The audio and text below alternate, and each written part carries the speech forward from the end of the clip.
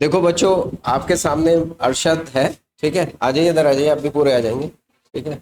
हाँ, अरशद ने, आपको इससे पहले भी हम इनके बारे में वीडियो डाल चुके हैं, लेकिन आज वीडियो बनाने का जो पर्पस है और आपसे मिलाने का जो पर्पस है, वो मेन पर्पस ये है कि इनको एक मेडिकल कॉलेज अलॉट हुआ है। हालांकि हमारा ये नसीब समझ लो या कुछ और बात समझ लो कि लास्ट ईयर अंशिका थी यहाँ से बच्ची, उसको भी मेरे बुलंदशहर मेडिकल कॉलेज मिला, और इस साल अरशद है तो इनको भी बुलंदशहर मेडिकल कॉलेज मिला। और अरशद की हिस्ट्री में ये बताऊं कि हिंदी मीडियम से है। कई सारे बच्चे हिंदी मीडियम से बैठे हैं ना, कितने बच्चे हिंदी मीडियम से बताओ? हाँ, कई सारे हिंदी मीडियम से है। गुड। तो ये अरशद जो है हिंदी मीडियम से है, तो अपनी स्टोरी के बारे में ये खुद ही बताएंगे कि हिंदी मीडियम से इंग्लिश मीडियम में कन्वर्ट होने में इतना इन्हें कैसा एफर्ट लगा, कितनी आसानी आई और कैसे इनके मार्क्स आए। पिछले 3 साल के लगातार नंबर तो हमने बताया इनके 500 से ऊपर थे, लेकिन उससे पहले नंबर इतने नहीं थे। आपको लग रहा होगा इन्होंने तो पहला एग्जाम देते ही 500 से ऊपर ले आए, नहीं, उससे पहले इनके नंबर अगर देखा जाए तो शायद 100 नंबर या कुछ ऐसे नंबर इनकी। शुरू में मेरे 90 नंबर 90 नंबर थे। बताओ, पहली बार जो नंबर थे वो कितने थे? 90। और उसके बाद जो नंबर इन्होंने मेहनत की, उसके बाद नंबर कितने आए इनके? 500 में पहुंच गए। लेकिन किस्मत थी कि लास्ट ईयर ये सेलेक्ट थे, लेकिन आपको पता है पिछली बार मामला कुछ गड़बड़ हो गया था। लेकिन इस बार इनको क्लियर कट मेडिकल कॉलेज का इनको मैसेज आ गया, तो सीट अलॉट इनको हो गई है। ठीक है। अब आपका कुछ सवाल हो, इनसे करना चाहते हो तो आप कर सकते हैं अरशद से कि कैसे तैयारी की, आपने इतना पेशेंस कहाँ से लाए। हम में तो 2 दिन का नहीं होता, हमें तो कोई चीज समझ में नहीं आती तो हम तो बावले हो जाते हैं, सर अरे कुछ नहीं हो रहा सर, छोड़ो इस बात को, यस नो। तो ये पेशेंस हम इनके अंदर कहाँ से आया? तो मैं अरशद से कहूंगा कि कुछ बच्चों के सवालों का जवाब दो। हाँ, जी, पूछो। बशर्ते के सवाल होने चाहिए आपके, कुछ आप बताओ। पूछो भाई, पूछो, कुछ पूछना हो तो। हाँ। हाँ हाँ हाँ। देखो, जंप मारने के लिए सबसे पहले कई सारी चीज़ें मैटर करती हैं। सबसे पहले तो बेहतरीन कंटेंट होना चाहिए तुम्हारे पास, प्लस सीनियर फैकल्टी खड़ी होनी चाहिए जो कि सामने खड़े हैं, ऑलराउंडर, बॉलिंग भी, बैट्समैन भी, कीपर भी, हर चीज़ है अल्हम्दुलिल्लाह। 20 साल का एक्सपीरियंस कोई वैसी नहीं है, उम्र दी है इस काम में। तो जो पढ़ा रहे हैं ना, बेहतरीन पढ़ा रहे हैं, बिल्कुल फंडामेंटल उठा के लेके चल रहे हैं। जो जिस टेम्परामेंट से पढ़ा रहे हैं उसी टेम्परामेंट से करते चले जाओ, इंशाल्लाह कोई दिक्कत नहीं आएगी। मैं हिंदी मीडियम का था, हिंदी मीडियम से इंग्लिश में कन्वर्ट करने के लिए शुरू में जान लड़ानी पड़ी थी और ठीक ठाक सी मेहनत करी थी खूब दमदार, जब जाके हिंदी से इंग्लिश में कन्वर्ट करा था। उसके बाद सोने बस हुआ, ये हो गया कि लॉकडाउन आ गया, वहाँ फंसे। फिर उसके बाद सर से मिले, अब सर ने इतनी बड़ी बात बोली कि मतलब पेशेंस कैसे रखते, सब कुछ करा धरा इन्हीं का ही है। मैंने तो तोड़ दिया था पेशेंस, मैं सही बता रहा हूँ, मेरा तो टूट चुका था। हमेशा इन्होंने कंधे पे हाथ रखा कि जो कर रहे हो, जैसा कर रहे हो, चलते रहो आगे, रुकना नहीं है। यहाँ तक भी इस बार पेपर देने से, जिस दिन मैं रजिस्ट्रेशन करने जा रहा था उस दिन मैं आयशा मस्जिद है हमारी तरफ, वहीं से ही वापस लौट गया था। मैंने कहा मुझे नहीं करना रजिस्ट्रेशन, ना मुझे पेपर देना। फिर मैंने सर से बात करी और टीचरों से, दोस्तों से बात करी, उन्होंने कहा नहीं, पेपर दो, बाद में जो होएगा देखा जाएगा। तो जो पेशेंस की मेन कड़ी थी वो तो सर ने ही करी है, मेरा इसमें कोई रोल नहीं है खास। मैं अगर 5% हूँ तो सर 95% है, ये हकीकत बात है। ये इनका बड़ा फन है। देखो बच्चों, सिलेक्शन जो लेते हैं वो बच्चे ही लेते हैं, मैं हमेशा कहता हूँ। हाँ, जरूरी ये है कि कोच अच्छा होना चाहिए, गाइडेंस अच्छी होनी चाहिए। अगर आपको गाइडेंस प्रॉपर मिलेगी, अल्टीमेट मेहनत इन्हीं की है। अगर ये हिम्मत हार जाते तो कौन कर लेता? सभी कुछ खत्म था। हालत रखना, ठीक है, हिम्मत ना हारना, ये बहुत बड़ी बात होती है। आपकी मेंटेलिटी से सब कुछ आपका डिसाइड होता है। सेटबैक बहुत सारे लगते हैं, सबको लगते हैं, ऐसा नहीं है अरशद को लगा या आपको नहीं लगेगा, या आपको लगा होगा अब तक, आप सोच सकते हो, या हमें नहीं लगता, उसको सेटबैक लगते हैं। लेकिन वहां से दोबारा से खड़े होकर हमें क्या करना है, उसको ओवरकम करना है, तो कामयाबी मिलेगी तो बड़ी क्या होगी, खुशी होगी। अब डॉक्टर बन जाएंगे 4-5 साल में, बढ़िया। स्पेशली ये मोटिवेशन है उन बच्चों के लिए जो बिल्कुल लोअर बैकग्राउंड का मतलब ऐसे स्कूल से उठे जहाँ पे हिंदी मीडियम, कोई कल्चर नहीं, नीट का कुछ नहीं, हिंदी मीडियम से उठ के, और देखो 3-4 साल के अंदर इन्होंने एकदम सब चीजों को चेंज कर दिया। मेहनत की, बहुत पेशेंस रखा उसका। ठीक है। तो फाइनल स्टेटमेंट में फिर ये बोलना चाह रहा हूँ, जो सर पढ़ा रहे हैं ना, कदम से कदम मिलाकर चलो। अगर ज़्यादा ड्रॉप नहीं लेने हैं, बिल्कुल कदम से कदम मिलाकर ब्लाइंडली फॉलो करते चलो। जो हमारे आगे चलने वाला सालार है वो बेहतरीन, एक तरीके से बेहतरीन सिपाही है, बेहतरीन जंगजू है, जो सही तरीके से चीज़ें, हर तरीके का एक्सपीरियंस है। अच्छे खासे इंस्टीट्यूट में जो बड़े लेवल की कोचिंग हैंडल कर रहे हैं इस टाइम पे, बड़े इंस्टीट्यूट चल रहे हैं, इंडस्ट्रियलिस्ट, उनके अंडर में काम करके, उनके साथ में काम करके आए हैं। तो अच्छा खासा एक्सपीरियंस, अल्हम्दुलिल्लाह, कोई कमी नहीं है किसी चीज़ की। चलते चले जाओ, जो ये बता रहे हैं उसी तरीके से करते चले जाओ, जिस तरीके से ये बता रहे हैं, कहीं पर भी कोई दिक्कत नहीं आने वाली है इंशाल्लाह। बनेगा 1-2 साल बाद, फिर आप में से कोई या 1 साल बाद, एक वाह। 2 साल वाले, कुछ 1 साल वाले, जो यहाँ पे आप में से कोई ना कोई खड़ा होगा। Yes no? हाँ, बस खुश हो जाओ, तो बस मेहनत करो, लेकिन सिर्फ खुश होके ही नहीं बैठ जाना है। क्या करना है?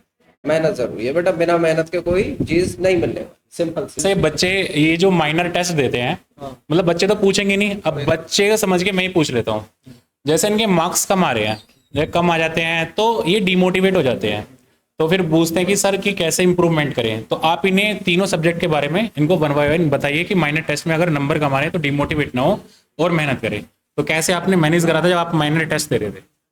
देखो, अगर सबसे पहली बात तो ये है कि अगर किसी वजह से नंबर कम भी आ रहे हैं तो अपने आप को डिमोटिवेट फील नहीं करना है। ये अप डाउन लास्ट तक आएंगे। लास्ट वाला जो वीक होगा ना, 7 दिन भी बचे होंगे पेपर में, तब भी फ्लक्चुएशन आएगा तुम्हारे मार्क्स में। तो वहां पर अप डाउन, मेन चीज जो होती है ना, वो सिर्फ पढ़ना या टेस्ट देना या नंबर यहाँ पर इंक्रीमेंट करना नहीं होता।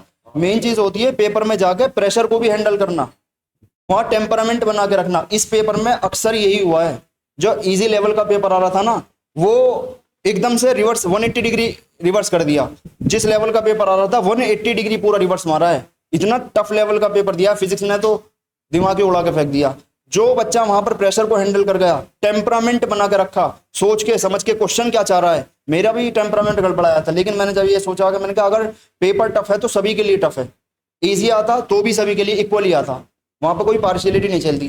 तो जिस तरीके से क्वेश्चन आते गए करता गया, सोच समझ के करते गए। तो जो तुम्हारे अगर नंबर कमा रहे हैं तो सबसे पहले जो यूं कहते हैं ना, सीरीज में चलो। हकीकत बात है, सीरीज में सीधे सीधे सीधे सीधे चलो।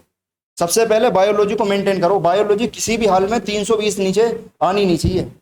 अगर बायोलॉजी 320 से नीचे या 330 से नीचे आ रही है तो पहले राउंड में वहीं सिलेक्शन से बाहर हो, पहले राउंड में वहीं सिलेक्शन से बाहर हो।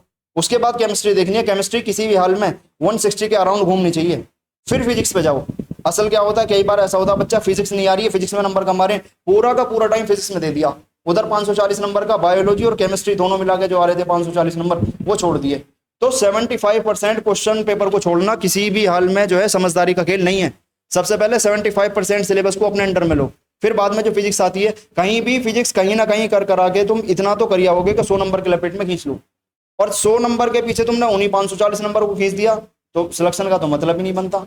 सबसे पहले अपना मैक्सिमम कवरेज जो एरिया है उसे सिक्योर करो, फिर उसके बाद आगे बढ़ो। आप समझे नहीं? बहुत अच्छी बात कही है अरशद ने। बिल्कुल, थैंक यू सर, थैंक असल यू। में बच्चे जो हैं, बच्चे, हाँ गुड, हाँ ये भी चाहिए। बच्चे जो है पीछे पड़े रहते हैं कि इसके फिजिक्स समझ नहीं आ रही सर, फिजिक्स नहीं आ रही समझ में। ठीक है, होता है कुछ के साथ होता है, लेकिन ये बात बिल्कुल स्ट्राइकिंग है। मैं 100% एग्री हूँ जो बात अरशद ने समझाई अपने एक्सपीरियंस के बेसिस पे। और सच बताएं तो एग्जाम को देने का एक्सपीरियंस हमसे ज्यादा अरशद को है देने का।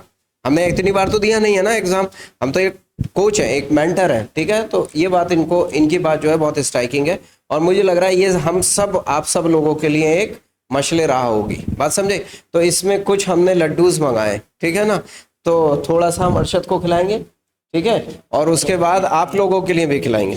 हाँ ये आप देंगे, हाँ ये आप देंगे, हाँ ये बेटा, फोटो ले लो, फोटो ले लो, फोटो।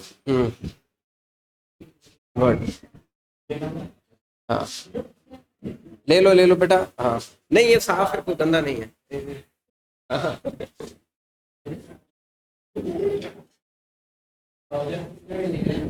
आ जाओ बेटा, आप भी ले लो, एक साथ ले लो, टाइम बचेगा।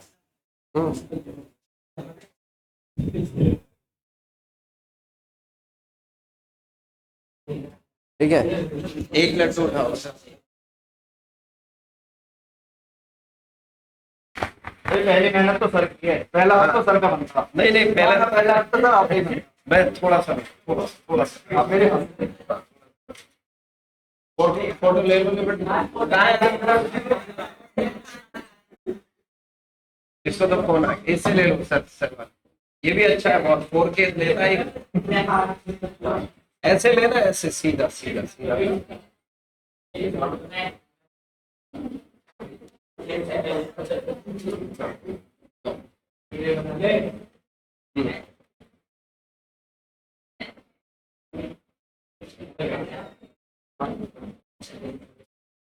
ठीक है, ले लिया फोटो।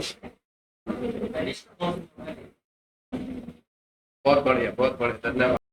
सबसे पहली बात यह है, खास तौर से फिजिक्स पॉइंट ऑफ व्यू से, जो भी पढ़ना है सिलेक्टेड कंटेंट पढ़ना है।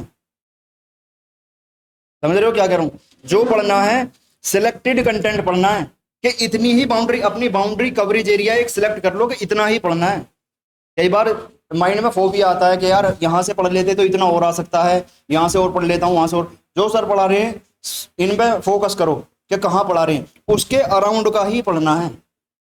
जो यहाँ पे पढ़ा दिया उसके नोट्स बनाओ अच्छी तरीके से, ताकि जो है वो नर्व में तुम्हारी सही तरीके से फिक्स हो सकें, तुम्हारे न्यूरॉन्स में सही तरीके से फिक्स हो सकें। दूसरी बात, जो फॉर्मूला शीट अलग से तैयार करनी है, छोटे छोटे से शॉर्ट नोट्स बनाने हैं, वो तुम्हारे लास्ट टाइम पे काम करेंगे।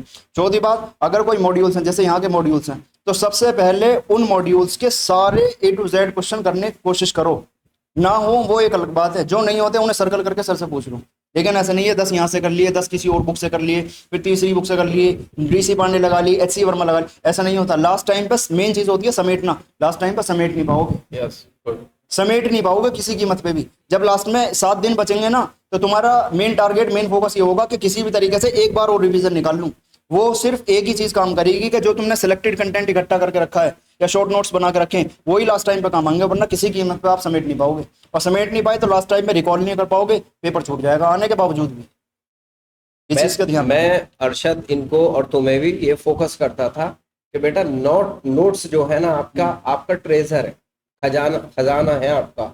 लास्ट मोमेंट पे जो काम आते हैं ना, जो आपने शॉर्ट्स में बनाया है, तो रिवीजन के टाइम पे सबसे ज्यादा वही चीजें काम आती हैं आपकी। बात समझ में आई नहीं?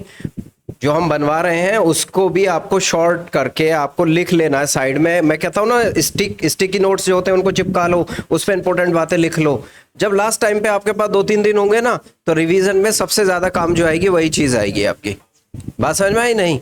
ठीक है, तो ये अरशद ने जो बात बताई है कि अलग अलग जगह से नहीं करना, सिर्फ NCERT और हमारा मॉड्यूल, इसके अलावा कोई और चीज आपको नहीं करनी है। बात समझ में आ रही है नहीं? तो ये क्वेश्चन है, देखो बहुत अच्छे अच्छे क्वेश्चन पूछ रही गोल्डी। कोई सवाल है आपका तो पूछो, पूछ लो जो। हाँ कोई क्वेश्चन है, बहुत अच्छी बात है। लड्डू खाने में मस्त है, नहीं कम में, ठीक है। लड्डू खा रहे हैं, लड्डू। हाँ, लड्डू तुम्हारी वजह से भी खाए जाएं, ये कोशिश करो ना, तुम्हारी वजह से भी लड्डू खाए जाएं, ये कोशिश हमारी होनी चाहिए। क्यों? ठीक है, तो ठीक है, आप अब के लिए क्या करते हैं, इसको रैप अप करते हैं। एक बार अरशद को कॉन्ग्रेचुलेशन बोल दो, फिर आके मिलेंगे। पेशेंट आएगा तो हेल्प करेगा, याद रखना शक्ल से, ठीक है ना? चलिए, ओके, गुड लक।